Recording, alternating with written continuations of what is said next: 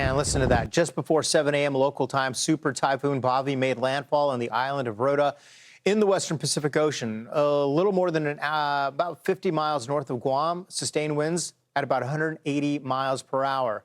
National Weather Service office in Guam. We have a couple of meteorologists joining us now. Friends to Fox Weather First. Great to see you. That's Brandon and Landon. Aydlett, thanks for being with us this morning. I think it's about 9:30 there, your time? Yeah, 9:30 p.m. Monday night. Monday night. Man, you've had a long haul. We appreciate your time on here. When we're talking about the Mariana Island, the worst passing to your west right now, Rota took a direct hit. What are you hearing and what are you watching right now?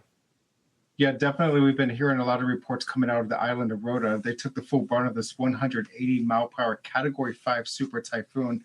I just got off the phone with Janry Santos, the emergency manager up there, and confirmed 0 casualties. I think there's only 1 injury, but 0 casualties. I mean, this is a miracle. And to see something of this magnitude coming through the islands with a direct hit, the feeling of relief and satisfaction that we come out of this relatively unscathed as far as loss of life. So this is a tremendous news, and we're celebrating across all 4 of the islands, Guam, Rota, Tinian, and Saipan.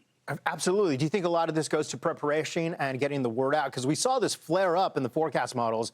A nice, tight, compact storm, beautiful as it is, dangerous as well. Do you think that it was about messaging? Yeah, it's all about the messaging, the communications. We were working closely with Governor David Apateng and the CNMI Governor Lou Leon Guerrero. She's always ready to play ball. When I tell her to jump, she's ready to start jumping. And so we have a great close relationship between our office, the government, Esther at the Homeland Security Office on Guam, as well as Joey, Clement, and Gerald at the Homeland Security and the CNMI. So those relationships, that lends to the tremendous success to saving lives. Yeah, no kidding. What about some of the other islands? How did they fare? Right now, we're looking at a lot of information coming out. Been a lot of flooding concerns here on Guam. We've had about 12 to 15 inches of rain. Looking at some of the rainfall data that we're collecting as of earlier this afternoon. But all islands did report at least typhoon force winds. We saw strong tropical storm conditions for much of the day. And then we did see peak winds reaching typhoon conditions. That would be low-end Category 1 hurricane for the Atlantic Basin.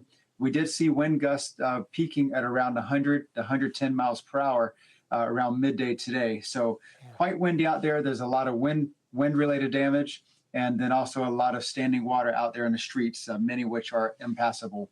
Yeah, I'm sure. And it must be a massive coordination between all of the islands, the disaster response all coming together. I mean, you mentioned some of them just for Rota, but I imagine all of the islands communicate. Yeah, that's exactly it. And we have to lean way forward because there are no broadcast meteorologists. And so if the Weather Service is not communicating, the information is very limited, and it's coming from sources off islands. And so we pride ourselves in the close relationships with the governor, the Homeland Security offices, the emergency managers across the full region. And that also includes Micronesia, where it gets a lot more complicated with our partners in the Compact of Free Association states. That's the Federated States of Micronesia, Republic of Palau, and the Marshall Islands.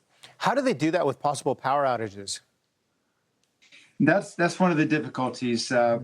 Everybody knows you got to be able to stand on your own for several days. And it's no distant memory for folks in the Marianas. Sometimes you had to go for weeks without power. You're going to be sweating a lot. You're going to deal with the flies. And it's just a fact of life. You learn how to enjoy the breeze, make the most of a really miserable situation sometimes. And we pull ourselves together and we get through it. We love chatting with you guys. Real quick, we're out of time, but do you expect this to be an active season going into El Nino, which, I mean, it's already been pretty active going all the way back to Sinlaku?